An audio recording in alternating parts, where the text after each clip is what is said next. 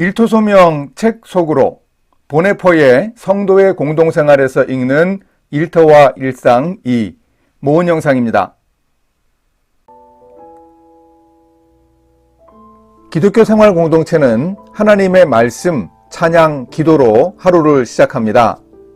공동체는 영원한 생명의 양식이 공급되어 힘을 얻은 후에야 이 세상의 육신적인 삶을 위한 지상의 양식을 하나님으로부터 받기 위해 하나가 될 수 있습니다.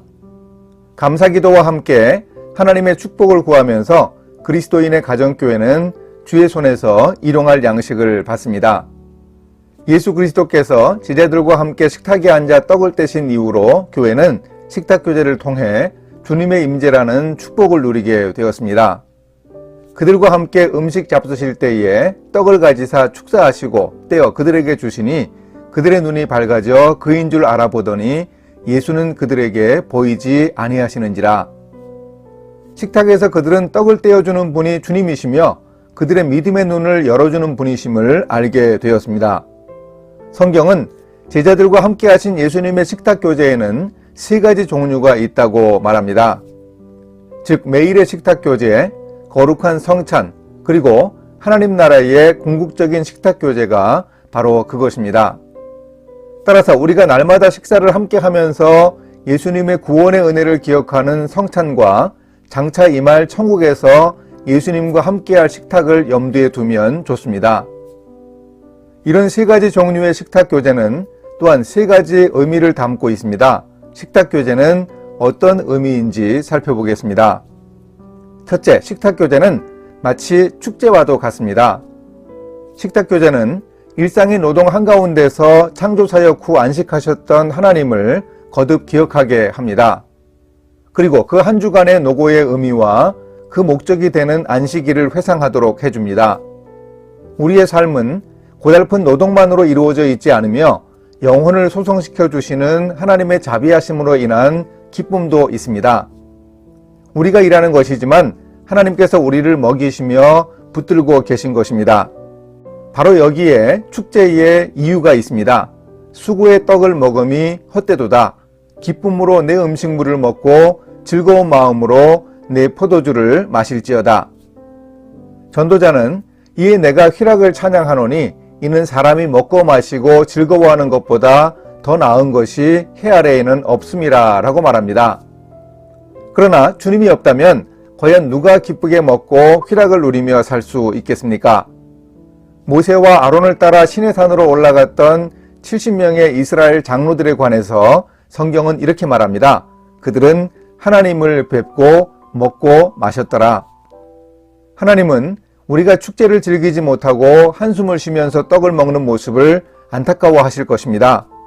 굉장히 바쁘기라도 한 것처럼 허겁지겁 먹는 모습 또는 수치심을 느끼면서도 먹는 모습을 도저히 견딜 수 없어 하실 것입니다. 하나님은 매일 식사 때마다 우리를 하루의 노고 한가운데서 기쁨과 축제로 불러주십니다. 둘째, 그리스도인의 식탁 교제는 의무를 뜻합니다. 우리가 먹는 것은 우리의 일용할 양식이지 나 혼자만의 일용할 양식이 아닙니다. 우리는 우리의 떡을 나누는 것입니다. 그러므로 우리는 영으로만 아니라 육신의 몸을 가진 존재로서도 서로 확고하게 결합되어 있습니다. 우리의 공동체에 선사된 하나의 떡이 굳건한 계약으로서 우리를 하나로 묶어줍니다. 어느 한 사람이 떡을 가지고 있는 한 아무도 굶주려서는 안 됩니다. 그리고 이러한 육신적 삶의 교제를 깨뜨리는 사람은 동시에 영의 교제도 깨뜨리고 맙니다. 영과 육은 결코 분리될 수 없는 밀접한 관계를 맺고 있습니다. 또 줄인 자에게 내 양식을 나누어 주며, 왜냐하면 주님은 굶주린 자의 모습으로 우리를 만나고 계시기 때문입니다. 만일 형제나 자매가 헐벗고 일용할 양식이 없는데 너희 중에 누구든지 그에게 이르되 평안히 가라, 덥게 하라, 배부르게 하라 하며 그 몸에 쓸 것을 주지 아니하면 무슨 유익이 있으리요? 우리가 함께 나누어 먹는다면 얼마 안 되는 것을 가지고도 먹고 남을 것입니다. 자기 떡을 자신만을 위해 움켜쥐기 시작하면 바로 그곳에 굶는 사람이 생기기 마련입니다. 이것이 바로 하나님의 기이한 법입니다. 물고기 2마리와 떡 5개로 5,000명을 먹이신 이적 이야기가 가르쳐주는 교훈에는 이러한 뜻도 포함되어 있지 않을까요? 셋째, 그리스도인의 식탁교제는 영원한 떡을 기억하게 합니다. 식탁교제는 그리스도인들에게 이곳 지상에서는 여전히 덧없이 지나갈 방랑의 떡을 먹고 있다는 사실을 가르쳐 줍니다. 그러나 그들이 이 떡을 서로 나누어 먹는다면 언젠가 아버지의 집에서 받게 될 영원한 떡도 함께 누리게 될 것입니다. 무릇 하나님의 나라에서 떡을 먹는 자는 복되도다 하니. 모든 식탁교제는 그리스도인들로 하여금 그들과 함께 하시는 주 하나님 예수 그리스도에 대한 감사로 충만하게 합니다. 참된 생명의 양식인 그분 자체를 진정한 선물로 인식하며 궁극적으로 그들을 하나님 나라에서 열리는 기쁨의 잔치로 초대한 분으로 인식합니다. 이와 같이 매일의 식탁교제는 특별한 방식으로 그리스도인을 주님과 연결해 줍니다. 특별히 그리스도인 가정공동체의 저녁기도에는 우리가 하나님과 형제들에게 행한 모든 불의를 용서해 달라는 기도가 빠져서는 안 될 것입니다. 즉 하나님의 용서와 형제들의 용서를 구하는 동시에 우리가 당한 모든 부당한 일들을 기꺼이 용서할 수 있는 마음을 달라고 기도해야 합니다. 수도원에는 오래된 관례가 하나 있습니다. 이 관례에 의하면 수도원장은 저녁기도의 시간에 정해진 순서에 따라 형제들에게 자신이 범한 실수와 잘못을 용서해 달라고 청합니다. 그리고 형제들도 수도원장에게 용서의 말을 한 후에는 수도원장에게 똑같이 그들의 실수와 잘못을 용서해 달라고 청하며 그의 용서를 받는 것입니다.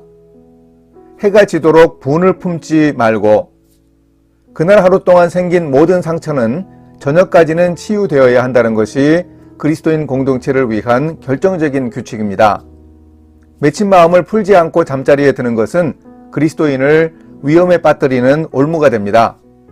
따라서 형제의 용서를 구하는 시간을 매일 저녁 기도회에 포함하는 것이 새로운 공동체 건설과 화해를 위해 바람직할 것입니다. 이전 시대의 저녁 기도문들을 살펴보면 밤에 악마와 두려움 그리고 갑자기 찾아오는 불행한 죽음에서 자신을 지켜달라는 간구들이 많이 나타납니다. 옛날 사람들은 잠든 인간의 무력함, 잠과 죽음의 유사성, 무방비 상태 속에 있는 인간을 타락시키는 악마의 술수를 알고 있었습니다. 그래서 그들은 사탄이 우리를 지배하려 할 때 거룩한 천사들이 황금 무기를 들고 도와주실 것을, 즉 하나님의 군대가 함께하여 주시도록 간구했습니다. 우리가 잠들어 있는 동안에도 우리의 마음이 하나님을 향해 깨어있기를 간구했던 고대 교회의 기도는 가장 기이하고 깊이 있는 기도라 할 수 있습니다. 이 기도는 우리가 아무것도 느끼지 못하고 알지 못하는 순간에도 하나님께서 우리 곁에 계시며 우리 안에 계시기를 간구하는 기도입니다. 이 기도는 언제든 하나님의 부르심을 들으면 소년 사무엘처럼 밤에라도 응답할 수 있기를 간구하는 기도입니다. 말씀하옵소서 주의 종이 듣겠나이다. 잠자는 중에도 우리는 하나님의 손에 붙들려 있을 수도 있고 또 악의 소나기에 빠져들어 갈 수 있습니다. 우리가 잠들어 있는 동안에도 하나님께서는 우리에게 이적을 행하실 수 있으며 반대로 악이 우리를 파괴하고 짓밟을 수 있습니다. 그러므로 우리는 마르틴 루터를 따라 저녁에 기도합니다. 우리의 눈은 잠들었으나 우리의 마음은 당신을 향해 깨어있게 하소서. 하나님의 오른손이 우리를 두르시고 우리를 죄의 사슬에서 풀어주소서. 아침과 저녁에 다음의 시편 말씀이 주어집니다. 낮도 주의 것이요 밤도 주의 것이라.